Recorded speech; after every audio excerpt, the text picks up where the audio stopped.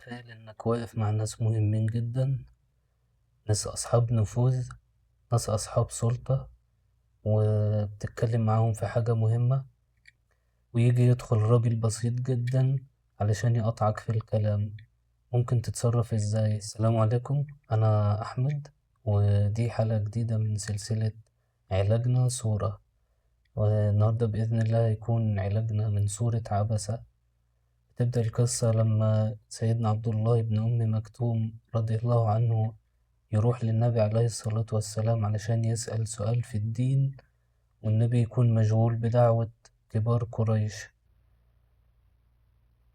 فالنبي عليه الصلاة والسلام يعطي التركيز ليهم وينشغل عنه، فتنزل آيات مش بس علشان تحكي لنا القصة، مش بس علشان تعاتب النبي عليه الصلاة والسلام، لكن كمان علشان ترسخ عندنا مبدأ مهم جدا، وهي إن قيمتك الحقيقية وقيمة الناس عمرها ما كانت بالتأثير الظاهري. الراجل اللي المجتمع كان شايفه بسيط جدا، ربنا نزل فيه قرآن وأصبح مؤذن للنبي عليه الصلاة والسلام. النبي عليه الصلاة والسلام مرة قاعد مع الصحابة، فمر عليهم راجل فبيسألهم عليه النبي، بيقول لهم إيه رأيكم في الراجل ده؟ ماذا تقولون في هذا؟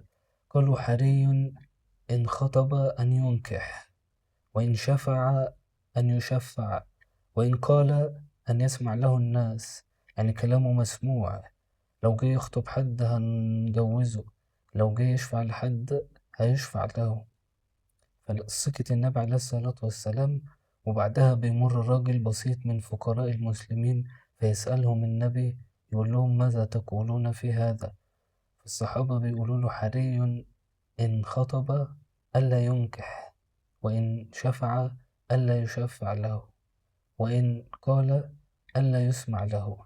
يعني زي ما بنقول كده، ولا حد هيديله بنته ولا حد هيسمع له خالص. فيرد النبي عليه الصلاة والسلام ويعلمنا نفس المبدأ تاني، ويقول لهم إن هذا عند الله خير من ملء الأرض مثل هذا.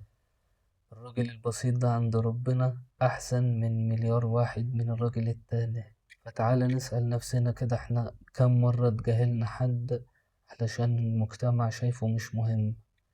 كم مرة ادينا القيمة لنفسنا من نظرة الناس لينا؟